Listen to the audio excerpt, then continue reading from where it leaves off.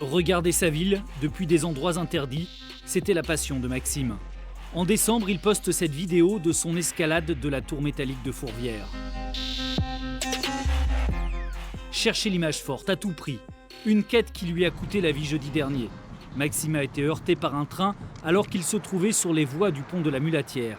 Il avait 18 ans, c'était un urbexeur, un explorateur urbain, comme Alec, Loïs, Richard et Jonas, ses amis.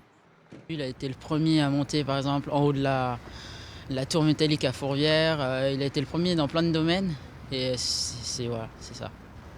Pour faire ses photos, il prenait beaucoup de risques. Le risque est toujours présent, c'est sûr, mais nous qui avons rencontré Maxime pas mal de fois, il a toujours été prudent. On pratique à peu près une fois par semaine, donc justement l'urbex, et on visite des lieux abandonnés, que ce soit souterrains, friches, etc. Vos parents le savent? Nos parents le savent, ils sont au courant, ils sont aussi au courant du lieu où on va. Voici Robin, il nous emmène sur son spot préféré. Le fort de Loyasse, construit entre 1836 et 1840, il a servi que 18 ans. Pour une raison très simple, l'invention du canon rayé. Robin, étudiant de 20 ans, est incollable sur le vieux fort abandonné.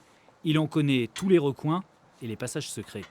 Cette partie n'est peut-être pas la plus jolie, ou celle qui est en meilleur état, mais je pense que la suite vous plaira.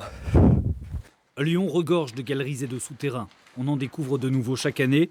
Un terrain de jeu inépuisable pour Robin. Et, en général, on s'intéresse surtout à l'histoire. Certaines personnes s'intéressent peut-être à l'interdit ou peut-être à l'adrénaline, mais on est assez peu dans ce cas. On ne sait pas exactement combien de personnes pratiquent l'urbex, par définition illégale. Il y a certainement plusieurs centaines d'adeptes réguliers. Mathieu Carlier fait partie des anciens. Il a créé un site web sur les souterrains lyonnais et il s'inquiète de la pratique des plus jeunes. Moi, je suis sur l'exploration urbaine. Maxime, lui, était plus sur ce qu'on appelle le parcours, c'est-à-dire une performance sportive, escalader les plus hauts buildings de la ville pour ramener la prise de vue la plus exceptionnelle et faire un maximum de clics sur les réseaux sociaux. Pour les urbexeurs, l'accident de Maxime a été une prise de conscience brutale du danger. Ce week-end, ils lui rendront un hommage discret.